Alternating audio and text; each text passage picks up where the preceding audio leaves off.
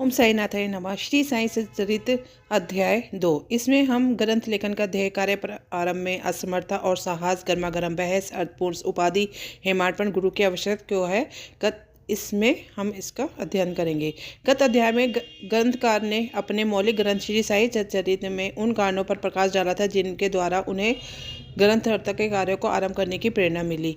अब वह ग्रंथ पठन के योग्य अधिकारियों द्वारा अन्य विषयों का इस अध्ययन में विवेचन करते हैं। ग्रंथ लेखन हेतु किस प्रकार विषुचुका के रोग के प्रकोप को आटा पिसवाकर तथा उसको ग्राम के बाहर फेंकवाकर रोका तथा उसका उन्मूलन किया। बाबा की इस लीला का प्रथम अध्याय में वर्णन किया जा चुका है। मैंने और भी लीलाएं सुनी जिनमें मेरे हृदय को अति आनंद हुआ और यही आनंद का स्रोत काव्य रूप में प्रकट हुआ। मैंने यह भी सोचा कि इन महान आचार्य युक्त लीलाओं का वर्णन बाबा के भक्तों के लिए मनोरंजक इस शिक्षाप्रद सिद्ध होगा तथा उनके पाप समूल नष्ट हो जाएंगे। इसलिए मैंने बाबा की पवित्र गाथा और मधुर उपदेशों का लेखन प्रारंभ कर दिया। श्री साई की जीवनी ना तो उलझनपूर्ण और ना संकीर्ण ही है, वरन सत्य और आध्यात्मिक मार्ग का वास्तविक दिग्दर्शन कराती है। कार्य आरंभ करने में असमर्थता और साहसी हेमाडपन को यह विचार आया कि मैं इस कार्य को उपयुक्त पात्र नहीं हूँ। मैं तो अपने परम मित्र की जीवनी से भी भली भांति परिचित नहीं हूँ, फिर भला मैं अपनी प्रकृति से भी परिचित नहीं हूँ, फिर भला मैं सरीखा मूढ़पति भला एक महान संत पुरुष की जीवनी लिखने का दुस्साहस कैसे कर सकता है। अवतारों की प्रकृति के वर्णन में वेद भी अपनी असमर्थता प्रकट करते हैं। किसी संत का चरित्र समझने के लिए स्वयं को पहले संत होना नितांत आवश्यक है, फिर मैं तो उनका गुणगान करने के समर्था योग्य ही हूँ। संत की जीवनी लिखना एक महान कठिन कार्य है जिसकी तुलना में सातों समुद्र की गहराई नापना और आकाश को वश से ढकना भी सहज है। यह मुझे भली बड़ प्रतिज्ञा था कि इस कार्य का आरंभ करने के लिए महान साहस की आवश्यकता है और कहीं ऐसा ना हो कि चार लोगों के समूह हास्य का पत्र बनना पड़े। इसलिए श्री साईं बाबा की कृपा प्राप्त करने के लिए मैं ईश्वर से प्रार्थना करने लगा।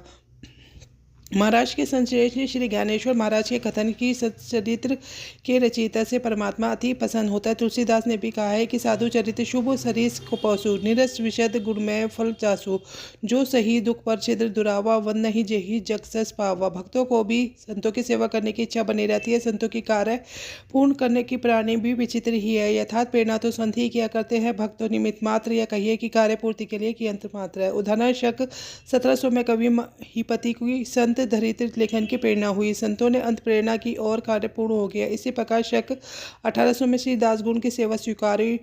महिपति ने 4 काव्य रचे, भक्त विजय, संत विजय, भक्ति लीलामृत और संत लीलामृत। और दासगुण ने केवल 2 भक्ति लीलामृत, संत कथा अमृत, जिसमें आधुनिक संतों के चरित्रों का वर्णन है। भक्त लीला के जागृत के अध्याय 31, 32 और 33 तथा संत कथामृत के 57वें अध्याय में श्री साई बाबा की मधुर जीवनी तथा अमूल उपदेशों का वर्णन सुंदर एवं रोचक ढंग से किया गया है। पाठकों से इनके पठन का अनुरोध है। इसी प्रकार श्री साई बाबा की अद्भुत लीलाओं का वर्णन एक बहुत छोटी सी पुस्तिका श्री साई बाबा भजनमाला में किया गया है। इसकी रचना बांद्रा की श्रीमती सविताबाई ने की है।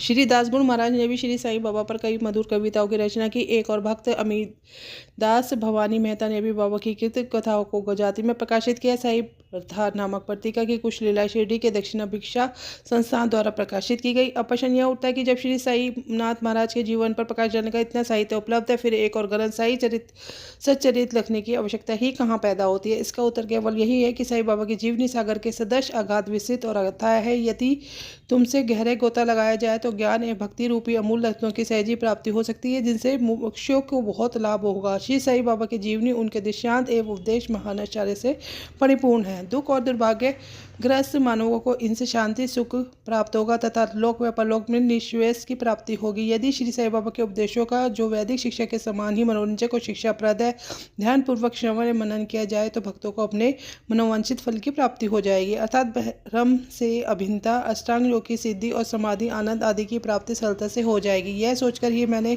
चरित्र की कथाओं को संकलित करना प्रारंभ कर दिया। साथ ही यह विचार आया कि मेरे लिए सबसे उत्तम साधना भी केवल यही है। जो भोले वाले प्राणी भी साईं बाबा के दर्शनों से अपने नित्य सफल प्राणी के सौभाग्य से वंचित रहे, उन्हें ये चरित्र अति आनंददायक प्रतीत होगा। अतः मैंने श्री साईं बाबा के उपदेश और दृष्टांतों की खोज प्रारंभ कर दी, जो कि उनकी असीम सहज प्राप्त आत्मनुभूतियों का निचोड़ था। मुझे बाबा ने प्रेरणा दी और मैंने अपना अहंकार त्याग के उनके श्री चरणों पर न्यौछावर कर दिया। मैंने सोचा कि अब मेरा पथ अति सुगम हो गया और बाबा मुझे इहलोक और परलोक में सुखी बना देंगे। मैं स्वयं बाबा की आज्ञा प्राप्त करने का साहस नहीं कर सकता था, अतः मैंने भी माधवराव उपनाम श्यामा से, जो कि बाबा के अतरंग भक्तों में से थे, उनसे प्रार्थना की। उन्होंने इस कार्य के निमित्त श्री साईं बाबा से विनय शब्दों में प्रार्थना की कि अन्ना साहेब आपकी जीवनी लिखने के लिए अति उत्सुक है, परंतु आप कृपया ऐसा न कहना कि मैं तो एक फ़कीर हूँ तथा मेरी जीवनी लिखने का आवश्यकता ही क्या है। आपकी केवल कृपा ही अनुमति से ही ये लिख सकेंगे अथवा आपके ही चरणों का पुण्य प्रताप की इस कार्य को सफल बना पाएगा। आपकी अनुमति तथा आशीर्वाद के अभाव में कोई भी कार्य यशस्वी नहीं हो सकता। यह प्रार्थना सुनकर बाबा को दया आ गई। उन्होंने आश्वासन और उदी देकर अपना वरद हस्त मेरे मस्तक पर रखा और कहने लगे कि इन्हें जीवनी और दृष्टांतों को एकत्रित कर लिपिबद्ध करने दो, मैं इनकी सहायता करूंगा। मैं स्वयं अपनी जीवनी लिखकर भक्तों की इच्छा पूर्ण करूंगा, परंतु उनका अपना अहम त्याग कर मेरी शरण में आना चाहिए। जो अपने जीवन में इस प्रकार का आचरण करता है उसको मैं अत्यधिक सहायता करता हूँ। मेरे जीवन कथाओं की बात जो तज है, मैं तो इन्हें बैठे अनेक प्रकार से पहुँचाता हूँ। अब इनका अहम पूर्ण नष्ट हो जाएगा और खोजने पर तेज मात्र ना मिलेगा, तब मैं इनके अंतकरण में प्रकट होकर स्वयं ही अपनी जीवनी लिखूंगा। मेरे चरित्र और उपदेशों की श्रवण मात्र से ही भक्तों के हृदय और श्रद्धा जागृत होकर सरलता पूर्वक अनुभूति एवं परमानंद की प्राप्ति हो जाएगी। ग्रंथ में अपने मत का प्रतिपादन और दूसरों का खंडन तथा अन्य किसी विषय के पक्ष या विपक्ष में व्यर्थ के वाद विवाद की कुछ चेष्टा नहीं होनी चाहिए। अद्भुत उपाधि हेमाडपंथ। वाद विवाद शब्द से हमको स्मरण हो गया कि मैंने पाठकों को वचन दिया कि हेमाडपंथ उपाधि किस प्रकार प्राप्त हुई, इसका वर्णन करूंगा। अब मैं इसका वर्णन करता हूँ। श्री काका साहब दीक्षित नाना साहब चंदोरकर मेरे अति घनिष्ठ मित्रों में से है। उन्होंने मुझसे शिरडी जाकर श्री साईं बाबा के दर्शनों का लाभ उठाने का अनुरोध किया। मैंने उन्हें वचन दिया, परंतु कुछ वादा आ जाने के कारण मेरी शिरडी यात्रा स्थगित हो गई। मेरे एक घनिष्ठ मित्र का पुत्र लोनवाला में रोगग्रस्त हो गया था। उन्होंने सभी संभव अधिभौतिक और आध्यात्मिक उपचार किए, परंतु सभी प्रयत्न निष्फल हुए और ज्वर किसी प्रकार भी कम न हो। अतः मैं उन्होंने अपने गुरुदेव को उसके ध्यान ज्वर बिठालाया, परंतु परिशेष पूर्वत ही हुआ। यह घटना देखकर मुझे विचार आया कि जब गुरु एक वाला के प्राणों को भी रक्षा नहीं करने में असमर्थ है, तब मैं उनकी उपयोगिता ही क्या है, और जब उनमें कोई सामर्थ्य नहीं है तब फिर शिरडी जाने से क्या प्रयोजन। ऐसा सोचकर मैंने अपनी यात्रा स्थगित कर दी, परंतु जो होना है वो तो होकर ही रहेगा। वह इस प्रकार हुआ। पदाधिकारी नाना साहब चंदेरकर बसई को दौरे पर जा रहे थे। वे ठाणा के से दादर पहुंचे और जाने वाली गाड़ी की प्रतीक्षा कर रहे थे। उसी समय बांद्रा लोकल आ गई, जिसमें बैठकर बांद्रा पहुंचे तक सीधी यात्रा स्थगित करने के लिए मुझे आड़े हाथों ले लिया। नाना साहब का तर्क मुझे उचित तथा सुखदायी प्रतीत हुआ। इसके फलस्वरूप मैंने उनसे साथ ही शिरडी जाने का निश्चय किया और सामान बांधकर शिरडी का प्रस्थान कर दिया। मैंने सीधे दादर जाकर वहां से मनमाड़ की गाड़ी पकड़ने का कार्यक्रम बनाया। इस निश्चय के अनुसार मैंने दादर जाने वाली गाड़ी के डिब्बे में प्रवेश किया। गाड़ी छूटने ही वाली थी, इतने में एक यवन मेरे डिब्बे में आया और मेरे सामान को देखकर मुझसे मेरा गंतव्य स्थान पूछने लगा। मैंने अपने कार्यक्रम उसे बतला दिया। उसने मुझसे कहा कि मनमाड़ की गाड़ी दादर पर खड़ी नहीं होता, इसलिए सीधे बोरी बंदर से होकर जाओ। यदि यह एक साधारण घटना घटित न हुई होती तो मैं अपने कार्यक्रम के अनुसार दूसरे दिन शिरडी न पहुंच सकने के कारण अनेक प्रकार की शंका कुशंकाओं से घिर जाता, परंतु ऐसे घटना न था। भाग्य ने साथ दिया। दूसरे दिन 9-10 बजे के पूर्व ही शिरडी पहुंच गया। यह बात 1910 की है, जब प्रवासी भक्तों के ठहरने की साटेवाड़ा ही एकमात्र स्थान था। टांगे से उतरने में साईं बाबा के दर्शनों के लिए बड़ा लालयित है। उसी समय भक्त परिचय की भी तात्या साहब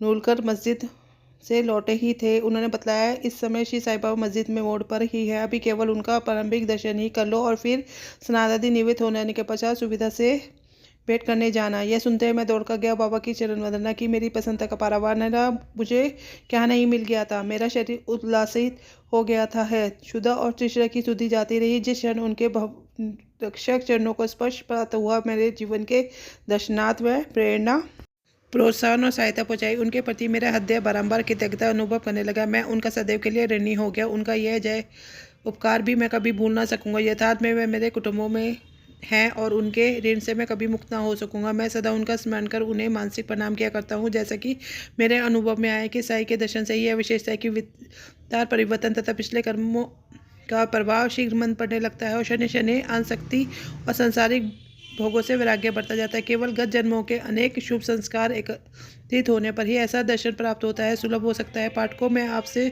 शपथ पूर्वक कहता हूँ कि यदि आप श्री साईं बाबा की एक दृष्टि भर कर देख लेंगे तो आपके संपूर्ण विश्व साईं में दिखलाई देगा। गर्मा गर्म बहस। शिरडी पहुंचने के प्रथम दिन ही रज साहब तथा मेरे बीच गुरु की आवश्यकता पर वाद विवाद छिड़ गया। मेरा मत था कि स्वतंत्रता त्याग कर पराधीन होना क्यों चाहिए, और जब कर्म ही करना पड़ना है तो गुरु की आवश्यकता ही कहाँ रही। प्रत्येक को पूर्ण प्रयत्न कर स्वयं को आगे बढ़ना चाहिए। गुरु शिष्य के लिए करता ही क्या है, वह तो सुख ही निद्रा का आनंद देता है। इस प्रकार मैंने स्वतंत्रता का पक्ष लिया और बाला साहब ने प्रारंभ का। उन्होंने कहा कि जो विधि लिखित है वह घटित होकर रहेगा। इसमें उच्च कोटि के महापुरुष भी सफल हो गए। कहावत है, मेरे मन कुछ और दाता के कुछ और है। फिर परामर्शयुक्त शब्दों में बोले, भाई साहब यह निर्विदिता छोड़ दो, यह अहंकार तुम्हारी कुछ भी सहायता नहीं कर सकेगा। इस प्रकार दोनों पक्षों के खंडन मंडन में लगभग 1 घंटा व्यतीत होगा और सदैव की भांति कोई निष्कर्ष न निकल सका। इसलिए तंग और विवश होकर विवाद स्थगित करना पड़ा। इसका परिणाम यह हो कि मेरी मानसिक शांति भंग हो गई तथा मुझे अनुभव हुआ कि जब तक घोर दैहिक बुद्धि और अहंकार न हो तब तक विवाद संभव नहीं है। वस्तुतः यह अहंकार ही विवाद की जड़ है।